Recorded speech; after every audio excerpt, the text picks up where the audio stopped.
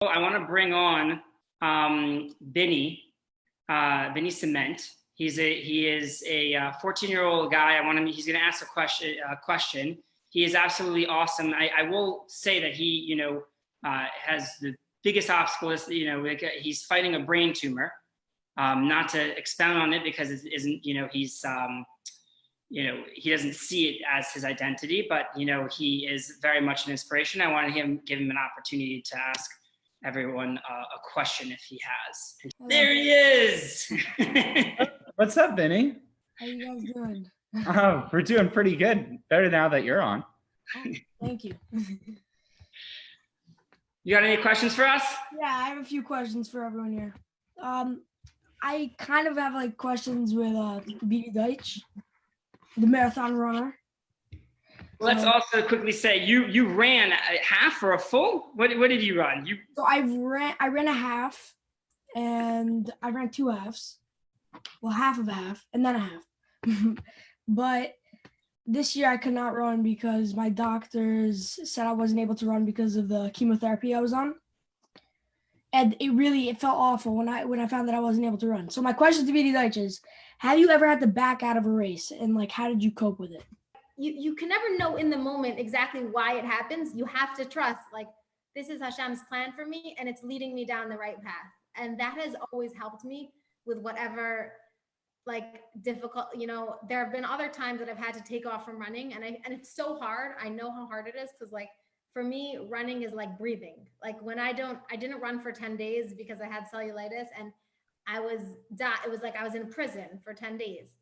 But I fully accepted, like I needed to take off that time. And when you come back and God willing, I really give you a blessing. It'll be really soon. And if it's, I don't know where you're holding, but like, Bezras Hashem, you're back, you're going to know it's going to be the best thing, and it's hard to be in that moment when you can't, we have to trust that it's part of Hashem's plan for you.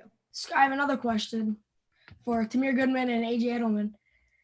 My question is, what was the hardest part of being a Jewish athlete? Like, did you guys get like excluded in like any way? Well, first of all, it's a great honor to speak with you. I feel so inspired by your journey, and Hashem should just continue to bless you and your family in every single way with only good news and unlimited blessings, revealed blessings. Man. I just want to share one quick story maybe that could sum it up. I had a chance in college to play against LSU, Louisiana State University, and they have very passionate fans. And throughout the game, they were singing a chant about my kippah. That wasn't exactly so welcoming throughout the game, but they're an amazing team. They beat us. We lost. Coach is like, go put on your travel suit. We're going to go back to the airport. And as I exited the arena and I was going on the team bus, a lot of those fans that were singing the chant about my kippah were waiting in front of the bus, my team bus. So I was like, I don't really want anything to do with these people. I'm just going to try to sprint onto the bus. And as I tried to sprint on the bus, they blocked the door for me and they didn't let me get back on the bus. And I got nervous for a second. I'm like, what do these guys want? They're chanting about my kippah the whole night. And now they won't let me get on the bus. Like, what's going on here? And after a couple of seconds, the guy who was leading the chants, he just stuck his hand out. He's like, I just want to shake your hand. So I'm like, okay. I shook his hand and he said, I just want to let you know on behalf of everybody here, we respect very much that even though we were laughing at your hat, you never took it off throughout the game. Congratulations. There's a lot of people who called me different things. One person said that Jews and therefore myself were transactional.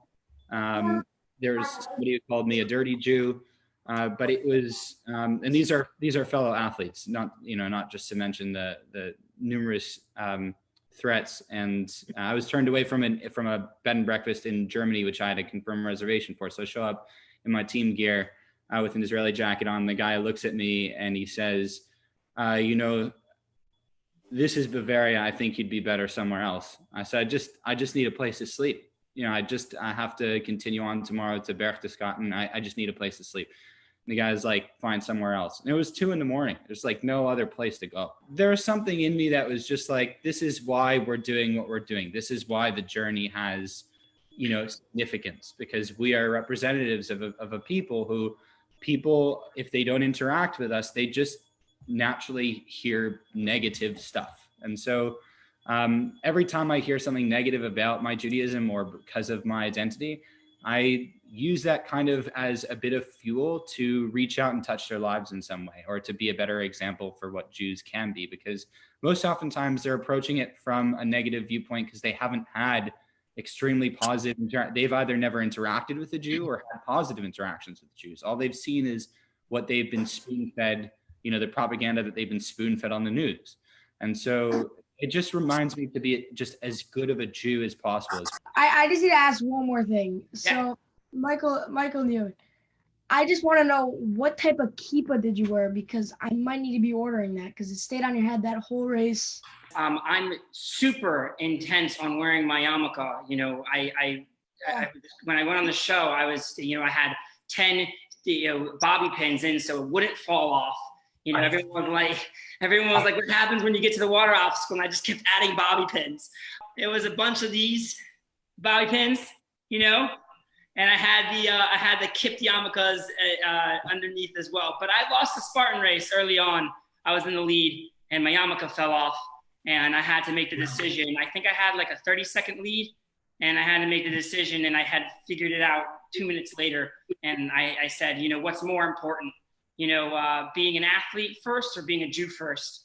I wanted to, you know, say to you first off, hopefully you will get back to running, so much so that we bought you new running shoes. I got Asics running shoes coming to you, so that way when you're ready to go, you're gonna have those shoes ready, the cool kicks. They're cool blue and everything, your mom approved. and I do want to give you a round of applause because you are awesome. I wondered why my mom asked for my shoe size just randomly. For coming on. I think we all appreciate it. Yep. All right. My pleasure.